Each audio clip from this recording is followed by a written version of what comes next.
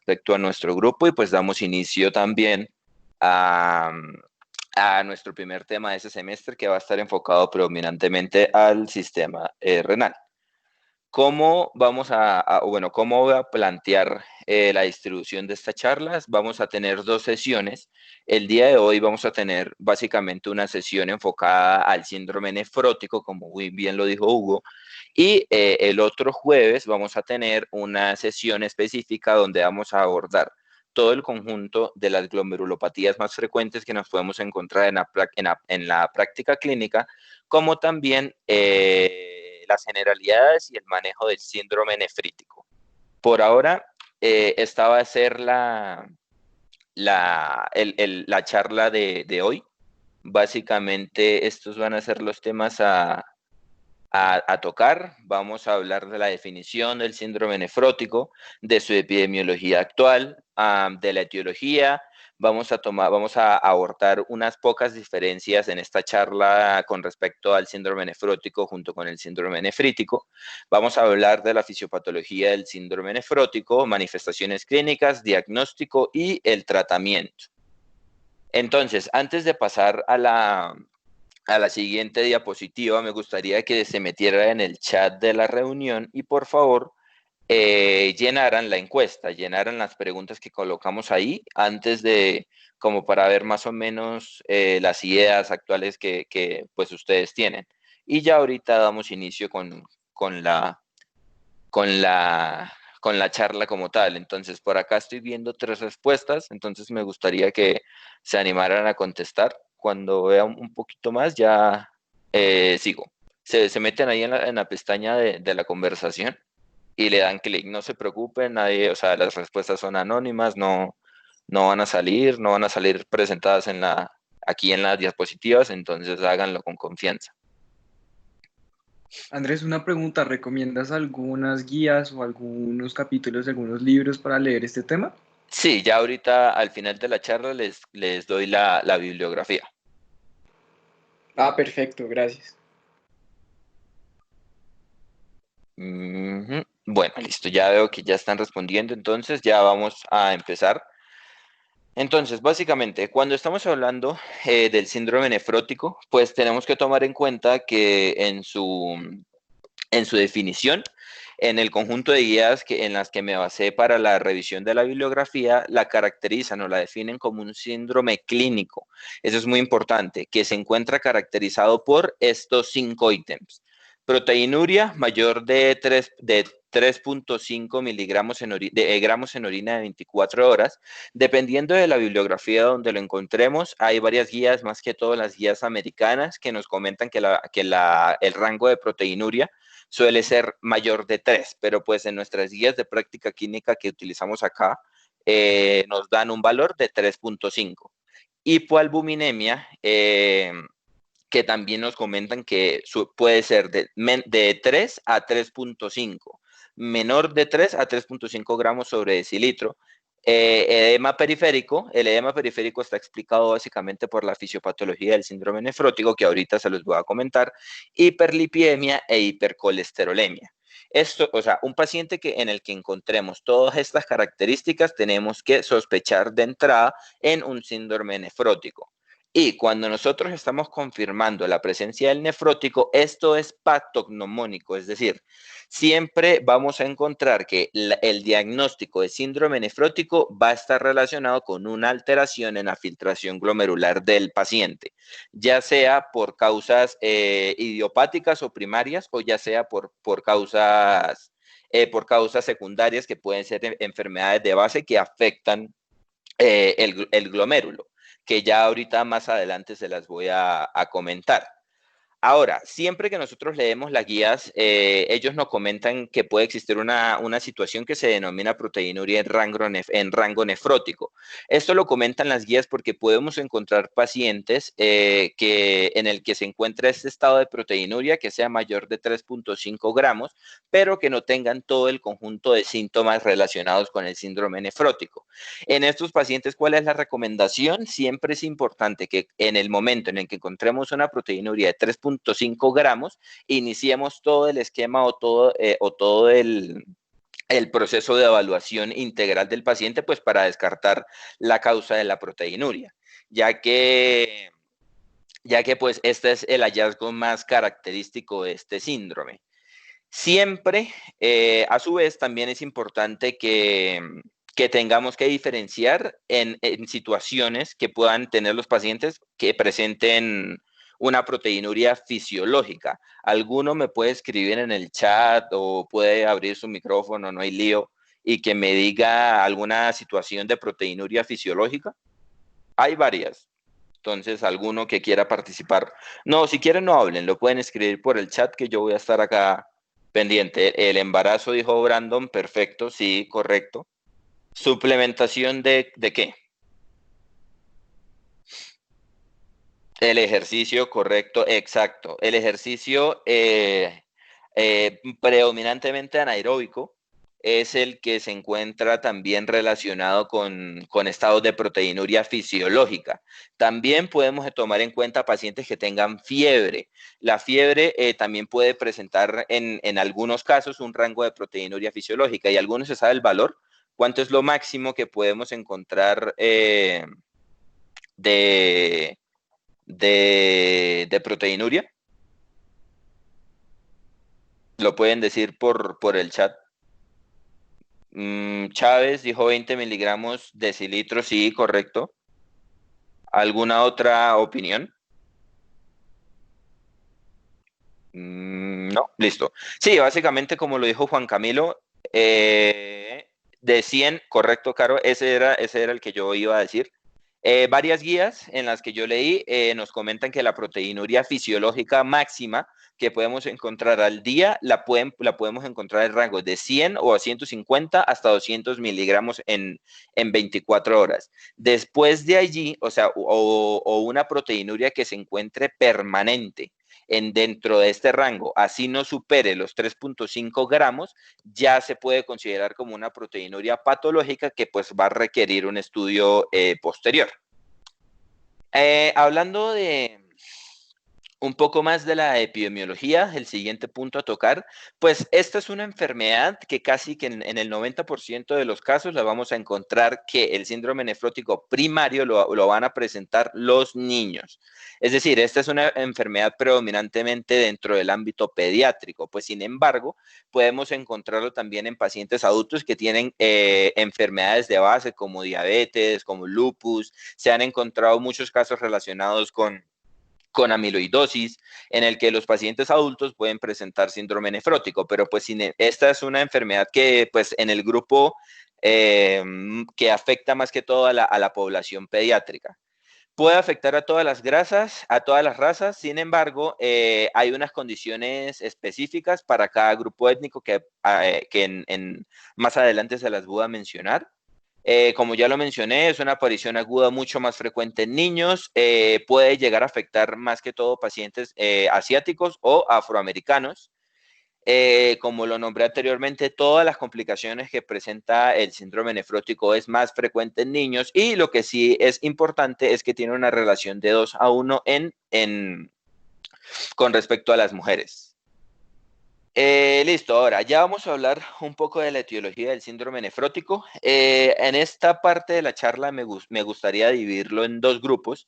Vamos a encontrar un síndrome nefrótico que se encuentra relacionado con una patología idiopática o que lo podemos considerar como primario, que en este grupo vamos a abordar más que todo de las causas glomerulares intrínsecas, como sí.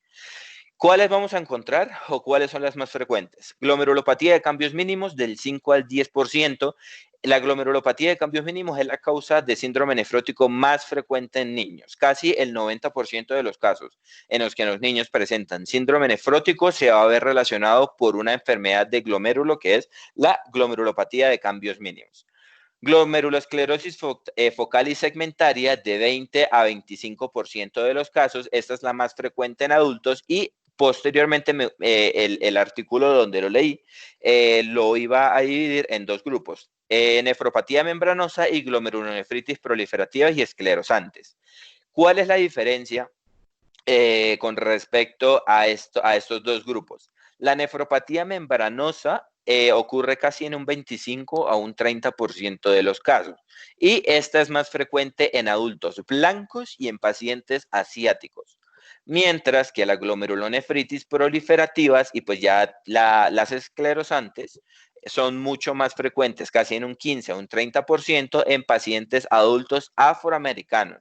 Siempre es importante hacer esta diferenciación, ya que pues son manejos distintos y son grupos étnicos distintos.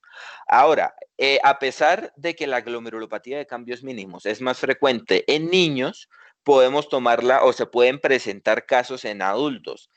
¿Alguno sabe cuál puede ser una causa de una glomerulopatía de cambios mínimos en adultos? ¿Lo pueden escribir en el chat?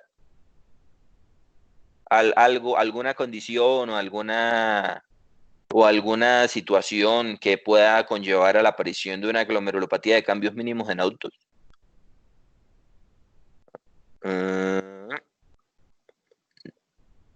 Infección por Strepto B, dice Hugo. No mucho, Hugo.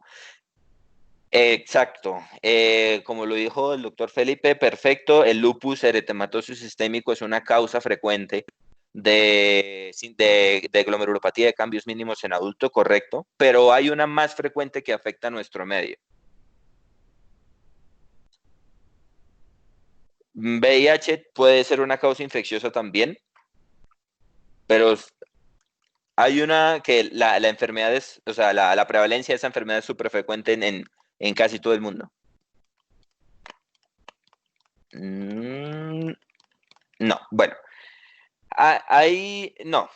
La hipertensión se puede asociar, pero es más que todo a proliferativas y esclerosantes, Brandon. En este caso, la causa más frecuente en adultos que podemos tomar, que puede presentar glomerulopatía de cambios mínimos, pueden ser dos. O que los pacientes tengan uso crónico de antiinflamatorios no esteroideos o que los pacientes tengan diabetes mellitus. Estas son las dos causas más frecuentes de glomerulopatía de cambios mínimos en el adulto. Como ustedes muy bien lo dijeron, el lupus eritematoso sistémico, la infección aguda por el virus de la inmunodeficiencia humana. También podemos encontrar pacientes que tienen linfoma Hodgkin o leucemias, predominantemente la linfoide aguda. Pueden presentar glomerulopatía de cambios mínimos, pero pues las más frecuentes son las dos que les mencioné. Como se los mencioné al inicio de la charla, el otro jueves abordaremos todo este conjunto de glomerulopatías de manera más específica para no hacer tan tediosa y tan larga la presentación de hoy. Ahora vamos a hablar de patologías secundarias. De patologías secundarias ya muchos dijeron en la pregunta anterior. ¿Cuáles son las enfermedades sistémicas más frecuentes que podemos tomar en cuenta en el lupus? Tenemos la diabetes mellitus como la principal, es la más frecuente que podemos encontrar. Lupus eritematoso sistémico, amiloidosis asociada al tipo AL o AA, más que todo el nefrótico se ha visto asociado al tipo AA. Podemos encontrar un conjunto de infecciones, múltiples infecciones que pueden causar síndrome nefrótico, hepatitis B, hepatitis C, el virus de la inmunodeficiencia humana, infección por citomegalovirus, malaria, también la infección aguda por toxoplasmosis, la filariasis y esta condición específica que es la glomerulonefritis asociada a derivación de líquido cefalorraquídeo. En esta me gustaría preguntarle a las personas que están ahorita conectadas, ¿qué saben de la glomerulonefritis asociada a la derivación del líquido? Más o menos, cómo es su mecanismo de acción, cómo puede afectar el glomérulo. ¿Saben cómo es la fisiopatología?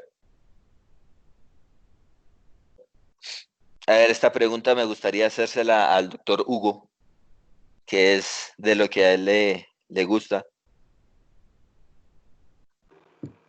¿Acerca de la derivación del líquido cefalorraquídeo? Sí. Pero esos son en pacientes con derivación, o sea, la válvula Hodgkin digo... Sí, pues son condiciones en las que se deriva el líquido cefalorraquídeo y pues puede causar daño renal, sí señor. Pero ¿cómo es el mecanismo de acción? Uy, ni idea. O sea, a pesar de que lo coloqué en el grupo de infecciones porque así lo plantean en las guías, esto es una enfermedad que se encuentra mediada por inmunocomplejos. Es decir, cuando tenemos que hacer una derivación del líquido por cualquiera de sus causas, la nefritis pues, se encuentra asociada con el depósito de inmunocomplejos dentro del sistema reticuloendotelial. Y pues que esto va a tener como resultado de la infiltración de estos en los capilares glomerulares.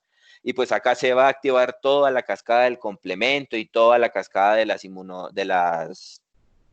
inmunoglobulinas proinflamatorias, que pues van a tener como resultado la presencia de una infección, de una inflamación en el parénquima renal que puede causar el síndrome nefrótico.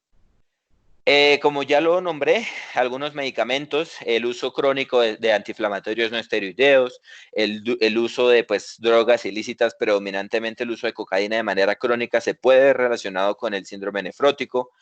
Pacientes que se encuentran en manejo con carbonato de litio es uno de los principales medicamentos que puede tener afectación renal.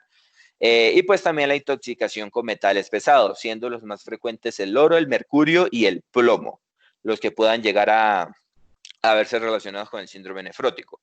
Y por otra parte, las neoplasias. Dentro de las neoplasias que encontramos, o cuáles son las más frecuentes, el linfoma de Hodgkin y las leucemias son los que se han visto más relacionados con el síndrome nefrótico.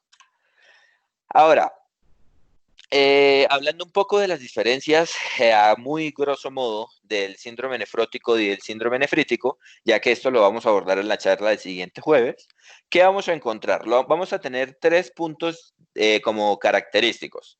La insuficiencia renal aguda, la proteinuria y la hematuria. Me gustó hacer estos 3 puntos, ya que pues son los que nos van a determinar el diagnóstico básicamente. Entonces, dentro de la insuficiencia renal, ¿qué encontramos? Que en el síndrome nefrótico, la insuficiencia renal aguda es poco frecuente, no es tan asociada a una lesión renal aguda del síndrome nefrótico, ya que este se encuentra relacionado a una lesión más crónica, a una lesión mucho más progresiva en comparación del síndrome nefrítico. A diferencia del nefrítico, que pues es comúnmente una presentación inicial de los pacientes que debutan con nefrítico, que debuten con una lesión renal aguda.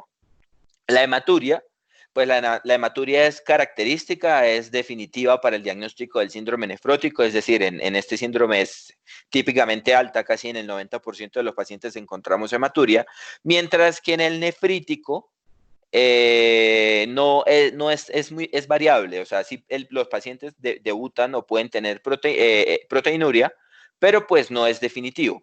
Mientras que la hematuria, esta ya sí es el punto a tocar, porque en el nefrótico no es de manera frecuente que los pacientes debuten con hematuria, mientras que en el nefrítico casi siempre los pacientes van a tener hematuria, es un criterio diagnóstico, de hecho. Entonces, siempre es importante que tengamos estas 3 diferencias con respecto al nefrótico y al nefrítico para pues, hacerle un abordaje un poquito más integral. ¿Alguno del chat me quisiera decir o quisiera aportar en el chat de acá del grupo algún marcador para lesión renal aguda en los pacientes que tienen síndrome nefrítico?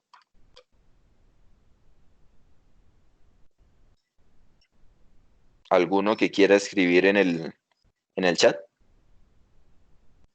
Cistacina C, correcto, Felipe.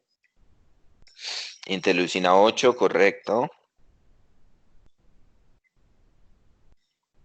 Enegal, ¿cómo se llama el Enegal, Brandon? Kimuno, sí. Gelatina C del neutrófilo, correcto. Básicamente es eso. Entonces siempre es importante que pues obviamente si está a nuestra disposición, pues solicitar estos marcadores de lesión renal aguda con respecto al nefrítico, pues para hacer un abordaje más integral de la lesión renal aguda. Listo. Hablando ahora de la fisiopatología. Esto básicamente es el punto a tocar en el síndrome nefrótico. La fisiopatología o sea, con la fisiopatología se puede entender el síndrome nefrótico de una manera supremamente específica, por qué causa todo y cuáles son los desencadenantes y cuáles son las posibles complicaciones. Entonces, acá sí me gustaría que prestaran bien, vieran bien el cursor. Entonces, ¿cuál es la principal causa del síndrome nefrótico, la principal alteración, vamos a tener una alteración en la permeabilidad glomerular. O sea, vamos a tener una alteración de la membrana glomerular. ¿Esto qué va a traer como resultado? Proteinuria. La proteinuria ya la establecimos, más de 3.5 gramos en orina en 24 horas. La proteinuria va a ser la causa principal de todo el desencadenante de la fisiopatología del síndrome nefrótico. Como vamos a tener proteinuria, posteriormente vamos a tener un estado de albuminuria que va a conllevar a un estado de hipoalbuminemia. El estado de hipoalbuminemia, que ya se los mencioné, que es albúmina menor de 3 gramos, de 3 miligramos decilitro, va a traer como resultado múltiples desencadenantes. Entonces, en este punto, vamos a tomar en cuenta un aumento del catabolismo proteico. Esto va a traer como resultado una disminución de la síntesis hepática, pues para compensar la pérdida de albúmina actualmente que va a tener el cuerpo en ese entonces. ¿Qué va a traer como consecuencia la disminución de la albúmina? Va a traer como consecuencia una disminución de las presiones oncóticas, pues obviamente por pérdidas de proteínas. En este caso, cuando tenemos una pérdida de presiones oncóticas, vamos a tener que esto va a tener como resultado una disminución del volumen vascular y una retención del sodio y del agua. Esto va a tener como resultado un estado de hipovolemia, y y posteriormente una activación del eje renina-angiotensina-aldosterona. ¿Qué va a traer como complicación principal esto? Otro de sus criterios diagnósticos, que va a ser los edemas como principal manifestación clínica. Ahora, siempre que estamos hablando de los edemas, aquí me gustaría parar un momento porque vamos a encontrar dos teorías. Una teoría expansiva y una teoría, una teoría hipovolémica y una teoría hipervolémica. Entonces, con la teoría hipovolémica, esta es la teoría que se encuentra mediada por lo que les comenté. Vamos a tener una pérdida de la presión oncótica plasmática, pues como resultado de la hipoalbuminemia, se va a generar una pérdida del fluido del espacio intravascular, pues posteriormente al intersticio, que eso se encuentra mediado fisiológicamente por la ley del Frank-Starling, pues ya propiamente dicho del capilar. Todo este conjunto y toda esta pérdida de fluido van a tener como consecuencia y como respuesta a la hipovolemia la activación del eje renina-angiotensina-aldosterona y pues la activación de la ADH, que eso va a traer como resultado un aumento del líquido y pues un aumento de liberación del tono simpático y va a promover a la formación de los edemas. Ahora, cuando estamos hablando de la teoría hipervolémica, actualmente esa es la teoría más aceptada que podemos encontrar en la aparición de los edemas en el síndrome nefrótico. Esta ya plasma o ya plantea que vamos a tener un defecto intrínseco en la nefrona distal. ¿Cuál va a ser el principal mecanismo fisiopatológico? Que básicamente es que no va a tener la capacidad de excretar el sodio. El sodio que se encuentra en los canales epiteliales de sodio, también denominados ENaC, pues que se encuentra en la membrana luminal y que se encuentra mediado por las bombas de sodio-potasio ATPasa. ¿Esto qué va a producir?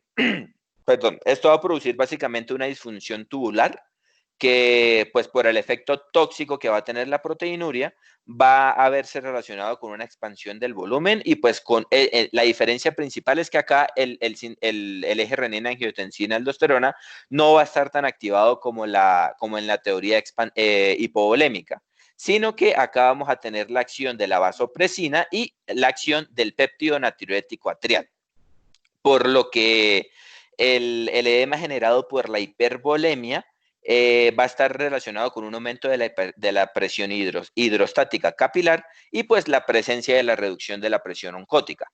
¿Por qué esta teoría es más entendida? Porque esta teoría también apoya el estado de hipertensión arterial que van a presentar los pacientes que tienen síndrome nefrótico, pues ya sea por la acción de la vasopresina y por la resistencia al péptido natriurético auricular. Esto básicamente, este punto básicamente es relacionado con los edemas. Ahora, siguiendo el cursor rojito, vamos a tener que disminución de la presión oncótica y la pérdida de proteínas, va a tener un aumento en la síntesis hepática para promover y para compensar esta pérdida de proteínas. Este aumento de la síntesis hepática va a traer como resultado un aumento en la producción de LDH y pues a su vez va a traer como fin el otro criterio diagnóstico que va a ser la hiperlipidemia. En los estados de hiperlipidemia en el síndrome nefrótico, pues de por sí ya va a existir una depuración excesiva de muchas proteínas plasmáticas, como por ejemplo la HDL, que las proteínas de alta densidad, vamos a tener también la lecitilcolesterol acetiltransferasa o también denominada LCAT. Esta va a estar, va a existir mucha depuración de todo este conjunto de proteínas plasmáticas, lo que va a producir que para compensar el hígado empiece a sintetizar lipoproteínas de baja densidad o también denominadas LDL. ¿Y qué va a traer como final o como resultado de la presencia de un aumento de la LDL? Un aumento del riesgo cardiovascular. Por ende, es que estos pacientes toca manejarles también el estado de la hiperlipidemia, porque pues tanto la proteinuria como el estado del aumento de riesgo cardiovascular se va a ver relacionado con la progresión posterior de una enfermedad renal crónica. Ahora, sigan el cursor rojito. Siguiendo, vamos a encontrar también un aumento en la síntesis hepática. Este aumento en la síntesis hepática va a explicar el otro mecanismo fisiopatológico, que es el estado de hipercoagulabilidad y el estado de, bueno, sí, el estado de hipercoagulabilidad que pueden presentar los pacientes con síndrome nefrótico. Este estado va a estar mediado por dos cosas: por un aumento del fibrinógeno y un estado de hipercoagulabilidad y una disminución de la antitrombina 3, ya que se van a disminuir los factores inhibidores de la coagulación, que pues en este es la disminución de la antitrombina 3. Entonces, ¿qué vamos a tomar en cuenta básicamente con el estado de hipercoagulabilidad y en el síndrome nefrótico? El estado de... Sí, correcto, Felipe. No olvidar la pérdida de proteínas y eso ya ahorita lo voy a explicar un tris más adelante. Entonces, pues al igual, ya lo nombré, vamos a tener una pérdida completa de todas las proteínas plasmáticas, pues asociado a la pérdida renal. Conforme va progresando a la historia natural del síndrome nefrótico, pues vamos a tener un desequilibrio entre los factores procoagulantes y anticoagulantes, tomando en cuenta la filtración de la antitrombina 3, y aquí también se encuentra relacionado el factor de von Willebrand. También vamos a tener, como muy bien lo dicen en el chat, la pérdida de proteínas C y S, que van a tener una desproporción entre los agentes procoagulantes y anticoagulantes, y asociado a que vamos a encontrar un aumento del fibrinógeno, pues podemos encontrar como resultado un aumento del estado de hipercoagulabilidad del paciente. A su vez, es importante que no se encuentra asociado únicamente a los factores de coagulación como tal, sino que también el síndrome nefrótico va a tener un punto importante con respecto a la agregación plaquetaria, ya que dentro de la fisiopatología de estos pacientes pueden verse casos o pueden verse situaciones en la que la hemoconcentración derivada a la depresión del volumen que se está perdiendo pueda conllevar a un aumento en la agregación plaquetaria. Y ahora, ¿cuáles son los factores de la coagulación que se encuentran afectados en el síndrome nefrótico? Vamos a tomar en cuenta el factor 9, el factor 11, el factor 12 y el inhibidor de calcicreína, así como también el activador del plasminógeno y la antitrombina 3, tomando en cuenta, como les expliqué previamente, toda la agregación plaquetaria. Y por último, ya para finalizar la explicación de la fisiopatología, me gustaría que vieran acá el cursor, la disminución de las inmunoglobulinas. Los pacientes que tienen síndrome nefrótico también van a tener un riesgo aumentado para cursar con infecciones a repetición. Entonces, ya lo expliqué, todo radica en la pérdida de proteínas a nivel renal. Esto va a estar relacionado con un aumento en la pérdida de inmunoglobulinas, predominantemente la inmunoglobulina G. Vamos a tomar también en cuenta proteínas del complemento, sobre todo los factores B y D. Toda esta pérdida del sistema inmunológico van a limitar dos procesos importantes para la respuesta inmune del cuerpo. Es decir, limitan la opsonización y la capacidad fagocítica que va a tener el sistema inmunitario, pues dentro de todo su mecanismo fisiopatológico para defenderse de infecciones. Ahora, si yo les comento, me lo pueden responder por el chat, que esto va a producir una disminución en la capacidad fagocítica y en la opsonización, ¿cuáles son los procesos o las infecciones que se pueden ver en estos pacientes? ¿Infección por qué? ¿Por cuáles entes o por cuáles agentes?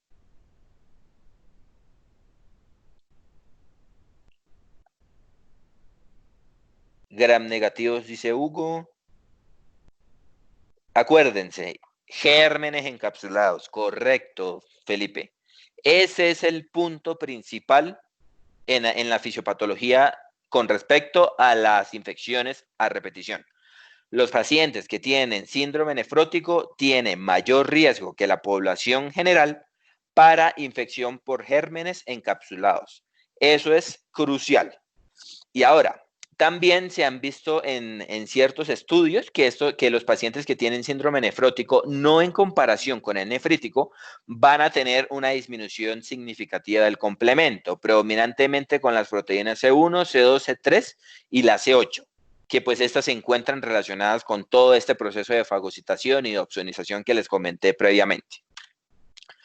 Entonces, manifestaciones clínicas, ya pasamos el bloque de la fisiopatología, pero pues si nosotros logramos entender la fisiopatología del nefrótico, ya entendemos cómo va a ser el curso de la enfermedad y pues cuáles son los puntos a lo que tenemos que enfocarnos.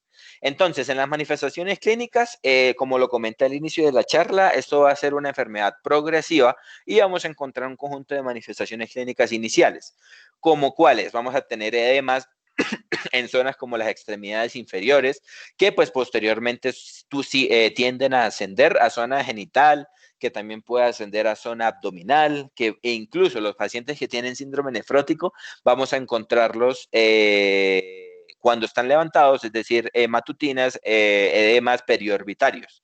Suelen ser muy frecuentes en la evolución de esta enfermedad.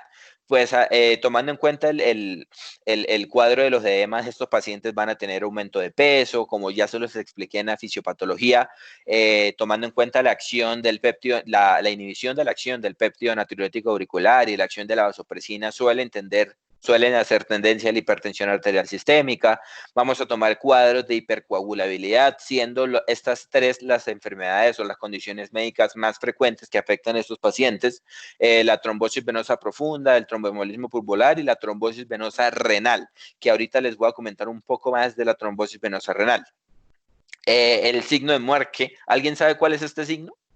¿Me lo pueden decir por el chat? ¿A qué hace referencia o sí, o qué es? Líneas blancas en la uña. Sí, correcto, Felipe. ¿Y sabe por qué? O sea, sabe cuál es básicamente el mecanismo fisiopatológico. No, listo. Sí, como muy bien lo dijo Felipe, básicamente son líneas blancas eh, que suelen ser transversales en la lúnula, que pues en el mecanismo fisiopatológico es por la pérdida de la albúmina. Este signo clínico, ahorita les voy a mostrar una foto, se encuentra relacionado al estado de hipoalbuminemia y lo podemos evidenciar en pacientes que tienen niveles de albúmina séricos menor de 2 gramos sobre decilitro. Es un signo pues no patognomónico, pero pues sí puede llegarse a presentar en estos pacientes. El santelasma, ¿alguno sabe cuál es este signo también? En el chat. Ahorita se los voy a mostrar igual en unas fotos para que lo vean. Grasa en el párpado aumentada, correcto. Como lo nombré al inicio de la charla, estos pacientes van a tener niveles elevados de colesterol total, hiperproteínas de baja densidad, LDL, y pues vamos a tener una disminución del HDL, que puede estar disminuido o puede estar normal. Y esto va a producir este signo médico que yo ahorita se los voy a mostrar. Y pues por último, la falla renal aguda, que ya suele ser ya en los estadios más tardes de la enfermedad. Como lo mencioné anteriormente, esos pacientes suelen tener complicaciones ateroscleróticas, ya que van a tener un aumento del riesgo cardiovascular y pues van a tener estados de hipercolesterolemia, pues ya explicados por su fisiopatología. En esto no me quiero detener mucho porque pues esto lo vamos a abordar en la charla del otro jueves, pero me gustaría que por ahora ustedes se llevaran cuáles son los mecanismos fisiopatológicos por los que los pacientes con nefrótico hacen falla renal. Entonces, en este punto vamos a tomar en cuenta 5 mecanismos. Depleción del volumen efectivo circulante que puede generar falla renal aguda prerrenal o incluso necrosis tubular aguda. ¿Por qué depleción? Ya lo nombramos por el estado de hipovolemia. Trombosis bilateral de la vena renal. Ya explicamos cuál puede ser la causa de la trombosis, que está relacionada por el estado de hipercoagulabilidad. Los efectos adversos de la terapia farmacológica, como la nefritis intersticial aguda y la respuesta hemodinámica a los inhibidores del eje renina-angiotensina-aldosterona, que esto lo vamos a abordar un poco más adelante. El edema intrarrenal, que puede causar una compresión tubular. Y pues ya por último, y en sus estadios finales, las glomerulopatías que pues van a tener un cambio en el patrón histológico hacia una gran variedad de glomerulopatías rápidamente progresivas, que pues en este punto vamos a encontrar las esclerosantes, las segmentarias, pero pues como les digo, eso lo vamos a nombrar en la charla de próximo jueves. ¿Por qué les digo esto? Porque el factor pronóstico más importante de estos pacientes va a ser la proteinuria. ¿Qué se ha visto asociado? Se ha visto asociado que en pacientes que tienen rangos de proteinuria mayores de 5 gramos al día, está relacionado con la aparición de enfermedad renal crónica severa en estadios ya finales. Acá me gustaría mostrarle ya un poco para hacerlo más visual, pues un estado, acá podemos evidenciar completamente el edema bilateral que se localiza en miembro inferior y posterior va ascendiendo con la presencia de la fobia, que pues ya la fobia es el estado que al momento del palpar en el edema, pues encontramos que la piel no regresa a su tono normal. Acá podemos ver el santelasma, que fue como muy bien lo dijeron anteriormente, que es la acumulación de colesterol en el párpado por el estado de hipercolesterolemia. Y pues ya por último me gustaría mostrarles el signo de Muir, que es este, que acá lo podemos ver, que son las líneas horizontales, transversales, perdón, blanquecinas, que se encuentran relacionadas pues con el estado de hipoalbuminemia. Entonces, siempre es importante hacer el examen físico pues para abordar de una manera más integral al paciente. Diagnóstico. Entonces, si ya entrando un poco para el diagnóstico, siempre hay que hacer una valoración inicial para determinar la causa, ya sea una causa idiopática por las glomerulopatías mencionadas anteriormente o una causa secundaria, ya sea básicamente por una enfermedad de base, lupus, amiloidosis, diabetes o alguna enfermedad infecciosa. Siempre hacer historia clínica, siempre hacer una buena anamnesis, buenos antecedentes, un buen examen físico, pues tomando en cuenta todos los signos clínicos que les comenté, ya que pues esto es un diagnóstico que a pesar de que los síntomas o su definición está mediada por paraclínicos, podemos hacer una muy buena aproximación con el examen físico. Y acá vamos a encontrar básicamente cuáles son los paraclínicos más importantes que podemos tomar. Entonces, el principal, como lo mencioné anteriormente, la proteinuria es el síntoma cardinal en los pacientes con síndrome nefrótico. ¿Cuál es el gold estándar? Es la recolección en orina de 24 horas.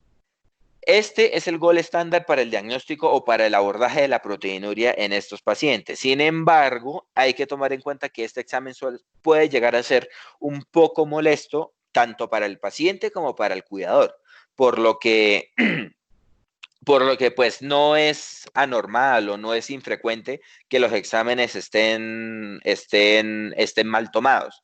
Para esto podemos utilizar, para determinar si la proteinuria está bien tomada, podemos calcular el cociente de creatinina medida en orina de 24 horas. ¿Alguien sabe más o menos cómo es el valor en el que podemos sospechar que la proteinuria, que el examen está mal tomado, el valor del cociente? ¿Me lo pueden decir en el chat?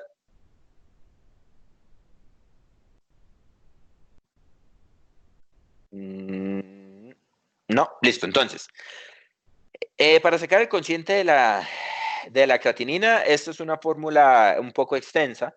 No se las puse porque pues no es el scope de la charla de hoy, pero básicamente 140 menos la edad por el peso en kilos por 2, si se trata de hombres. Si se trata de mujeres es por 0.85. Y los valores es que si se encuentra en un rango de 0.75 a 1.25, básicamente ya esto nos hace pensar que la muestra puede estar mal tomada. Entonces, es un examen que podemos utilizar cuando sospechamos que el paciente no tuvo juicio tomándose la prueba o fue muy dificultoso por la situación del paciente, en la que podemos confirmar que el examen nos va a dar una medición adecuada. La determinación de la proteinuria creatinuria puede ser un valor útil, pero pues no es definitivo, ya que el gol estándar es la proteína de 24 horas. A nivel del análisis microscópico que podemos encontrar en un paciente con síndrome nefrótico, vamos a evidenciar presencia de cuerpos ovales, que pues esto es signo propio y característico de lipiduria.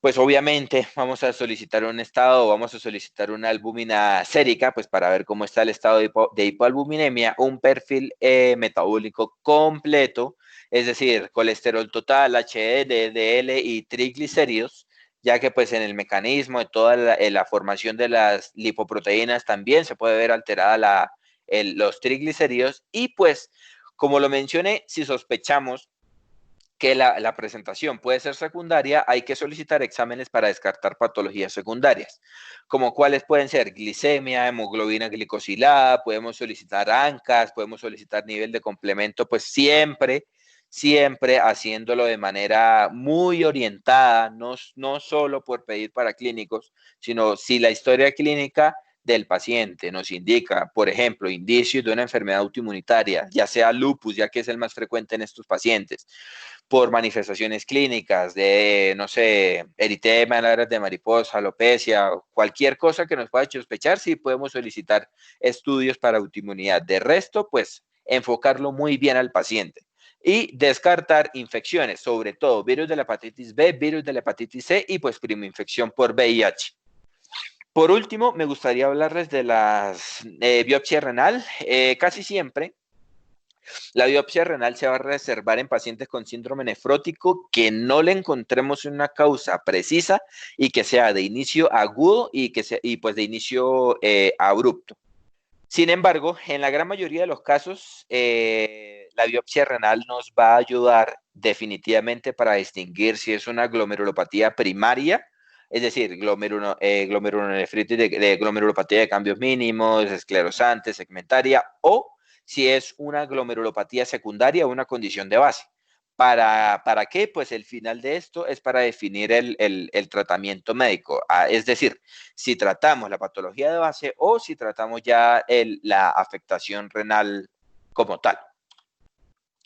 Ya para entrar e ir finalizando la charla del nefrótico, me gustaría hablar también del tratamiento. Este lo dividí en dos grupos, tratamiento sintomático y tratamiento dirigido. Con respecto al tratamiento sintomático, ¿qué vamos a tomar en cuenta? Lo dividí en distintos grupos. Entonces, manejo de edemas. El edema es la principal, uno de los principales síntomas que podemos encontrar en estos pacientes. Entonces, ¿qué nos dicen las guías?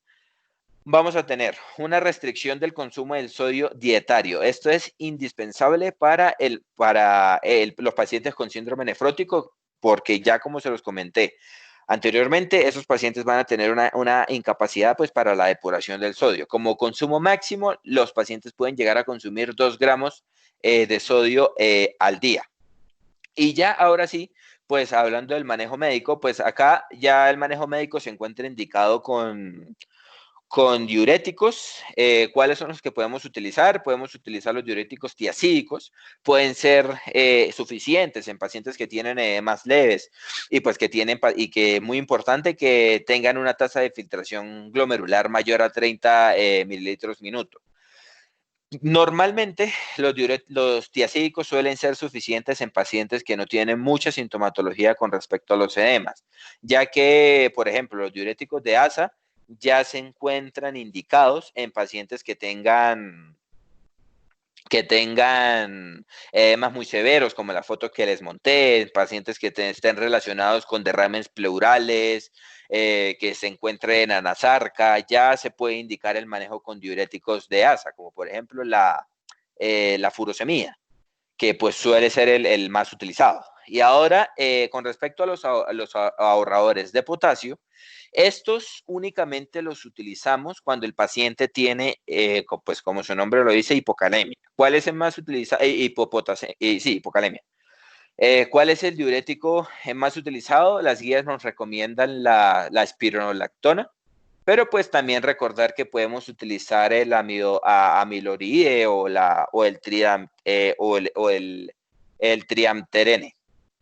Sin embargo, pues la guía nos dice que en la medida de lo posible utilicemos espironolactona.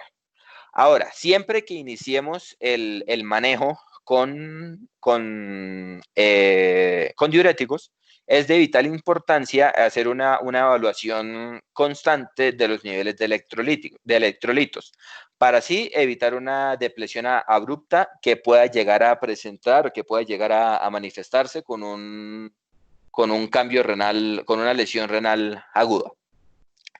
Una cosa que me gustaría nombrarles acá, básicamente, es que estos pacientes, la terapia con diuréticos en los pacientes que tienen síndrome nefrótico puede llegar a ser un poco complicada, ya que estos pacientes pueden llegar a presentar una resistencia al manejo con los diuréticos, ya que pues tomando en cuenta todos los factores que permiten la poca excreción de sodio y la poca distribución de los medicamentos y la poca biodisponibilidad, ya que el cepillo de la cédula tubular renal va a estar dañada en los pacientes que tienen síndrome nefrótico, se puede ver un poco complejo, un poco dificultoso el manejo con diuréticos. Manejo de proteinuria e hipertensión arterial. Este es un punto muy importante a tocar. Acá me quiero detener más que todo que la proteinuria, como ya se los nombré, es el factor de riesgo principal para la aparición de la enfermedad renal crónica. Y la hipertensión arterial sistémica es el principal factor de riesgo modificable que tenemos que tratar de entrada en estos pacientes para evitar la formación o para evitar la progresión a una enfermedad renal crónica. ¿Cuál es el estudio que nos indica esto? El estudio se denomina el MDR Trial, que básicamente este estudio lo que hizo fue que nos determinó que pacientes que tengan proteinuria mayor de 1 gramo al día, con síndrome nefrótico y con hipertensión arterial sistémica, tenemos que apuntarles a unas metas con detenciones arteriales no mayores de 125-75 milímetros de mercurio, ya que esto se vio relacionado a una disminución en la aparición de la enfermedad renal crónica. ¿Y cuál es el manejo indicado? Pues podemos utilizar IECAS o ARA2. Son fármacos supremamente útiles para la disminución de la proteinuria. Es nefroprotector y pues también un manejo propiamente dicho para la tensión arterial.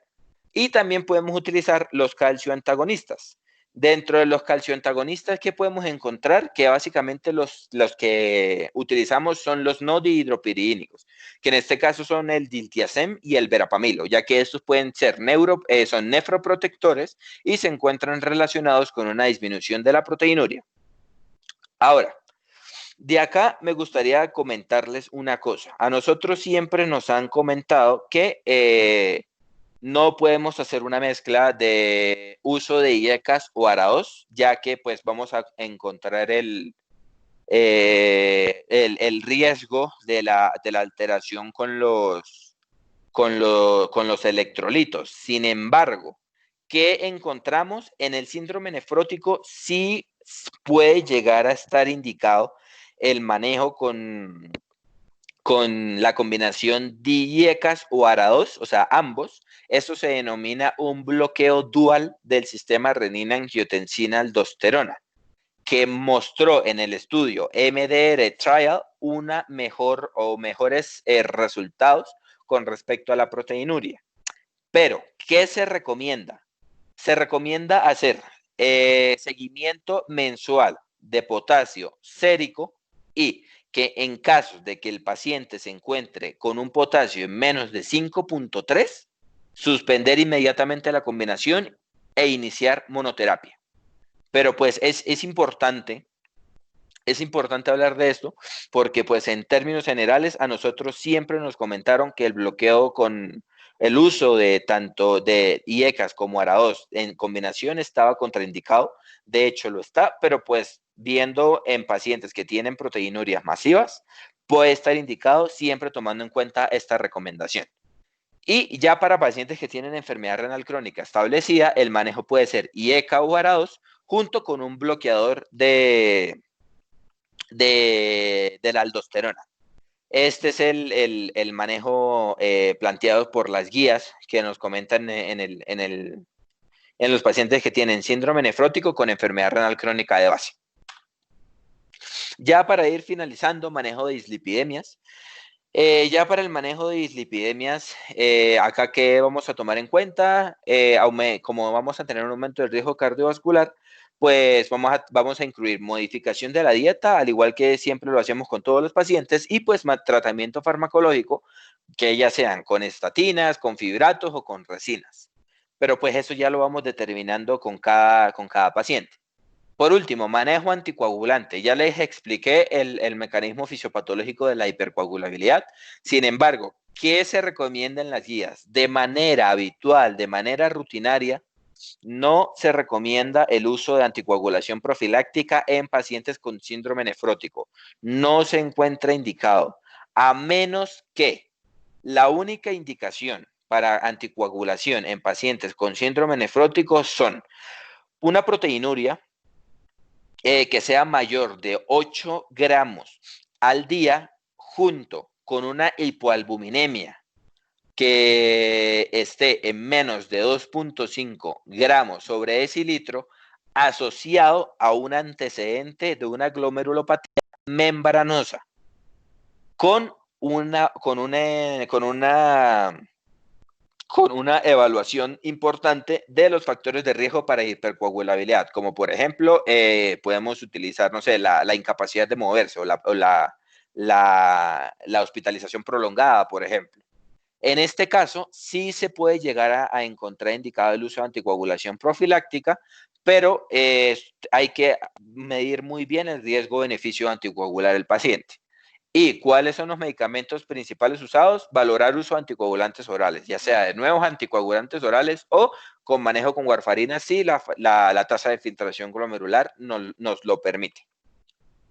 ¿Cuáles? Y por último, ya para hablar de la anticoagulación, en estos pacientes que se inicia anticoagulación porque cumplen todos los criterios, tenemos que tomar en cuenta que el INR tiene que estar entre 1.8 a 2. Y ya para finalizar la charla de hoy, vamos a hablar del tratamiento específico, un poco para dejarlo para la charla del siguiente jueves. Siempre hay que establecer la causa del síndrome, abordando causas primarias y secundarias. ya lo nombré, si la causa primaria es una glomerulopatía de base, tratar la glomerulopatía de base, si la causa es una causa secundaria, tratar las causas secundarias. A muy grosso modo, ¿cómo es el manejo de las glomerulopatías primarias? Manejo con esteroides, prednisolona o prednisona, o manejo con inmunomoduladores, ya sea atropina, miclofenolato o calcineurina. Pero pues esto se lo vamos a nombrar o lo voy a profundizar más en la charla del otro jueves. Y por último, ¿cómo es el tratamiento de la causa adyacente? Ya se los nombré. Si si el paciente tiene antecedente de diabetes, pues manejo de paciente diabético, manejo del paciente con lupus eritematoso sistémico o manejo de las infecciones adyacentes. Esto es lo importante, siempre determinar la causa del síndrome para así poder pues iniciar un manejo farmacológico y un manejo no farmacológico con la modificación de los estilos de vida. Y listo, muchachos, esto sería básicamente la charla de hoy.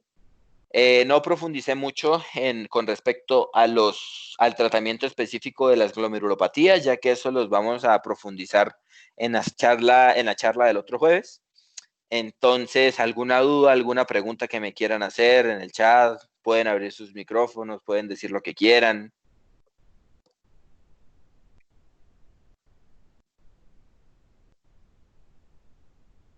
No, ninguna duda, todo claro. Nadie escribe en el chat.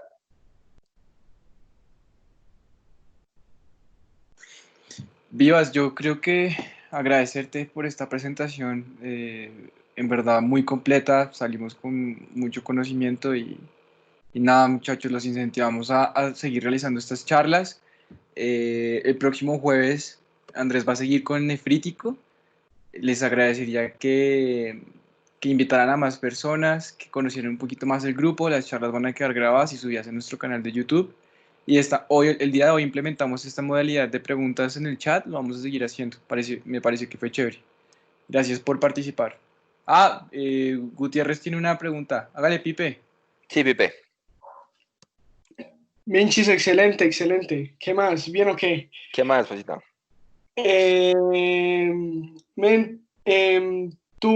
Tú ahorita hablaste pues de las dos teorías del edema, el Sí. underflow y el overflow, ¿cierto? Y el overflow, sí. Entonces, tenemos un paciente que es en uno hipervolémico y en el otro hipovolémico, ¿cierto? Correcto. El sistema renina, angiotensina, aldosterona, mientras que el otro está abajo, ¿cierto? El otro, exacto. Entonces, ¿tú cambiarías el manejo o qué piensas? Digamos, ¿sabes cómo diferenciar? Digamos, las dos teorías son sumamente aceptadas porque se ven en dos tipos de pacientes diferentes, ¿cierto? ¿Tú sabes cómo diferenciar una de la otra? Con respecto al diagnóstico. Sí, exacto. De decir, este paciente está hipervolémico y este paciente está hipovolémico. Pues, o sea, Pipe, eso está más que todo mediado, pues como les comenté, predominantemente por la acción de la vasopresina y por la acción y por la inhibición de la acción del péptido natriurético, pero diferenciarlos clínicamente. Pues para clínicamente más. O sea, digamos, lo que se ha venido estudiando es con el FENA, que es la fracción excretada de sodio, en donde si tenemos un FENA menor de 0.2, nos vamos por el paciente que está hipovolémico. Y el FENA mayor de 0.2, el paciente hipervolémico. Sí, señor. Sí, ok. Entonces, la pregunta es, si tú tienes un FENA menor de 0.2, es decir, el paciente está hipovolémico y pues tiene sus edemas, ya con la teoría que explicaste perfecto, ¿tú le cambiarías algo en el manejo de ese paciente versus el otro tipo de paciente? ¿O qué piensas? Personalmente, Pipe, yo en estos pacientes... Fisiológicamente, o sea, el paciente está así y tú le pones diurético. ¿Qué pasaría con el paciente? O sea, el paciente hipovolémico. Es que en el paciente hipovolémico los saquearíamos más. Ese es el... Exacto. Ese es el lío. O sea, el problema de esos pacientes y el manejo diurético es que propiciaríamos o condicionaríamos a un estado mayor de hipovolemia. Exacto, eso es súper importante. Entonces, en esos pacientes, primero empezar con líquidos y Con también líquidos. con el diurético. Exacto. En el otro sí podemos del diurético de entrada tranquilamente y listo. Exacto. Pero Pero lo que a mí sí me gustaría recalcar a todos los que ya quedan aquí ya al final, es que en estos pacientes prima el manejo de la proteinuria. totalmente. Es supremamente importante que en el contexto de un síndrome nefrótico se maneje la proteinuria, ya que este va a ser el determinante para todas las complicaciones. Y pues ese manejo sí ya es con los que le comenté, bloqueo dual con IECA o ARA2, bloqueo con calcio antagonista no dihidro o cualquier manejo, pero lo principal es el control de la proteinuria. Men, y te pregunto, ¿leíste algo de la albúmina? Lo único, o sea, lo que les puedo comentar con respecto de la albúmina es que eso también está muy ligado en pacientes con respecto al manejo de la hipercoagulabilidad.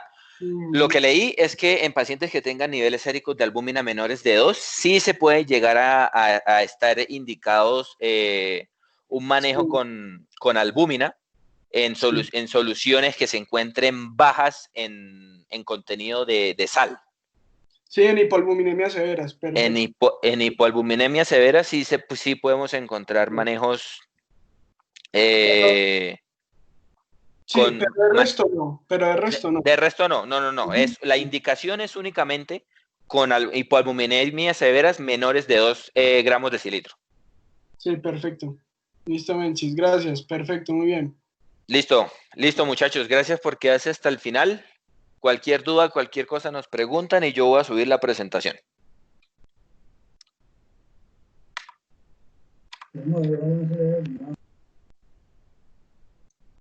Gracias. Gracias. Gracias, Vías. Chao.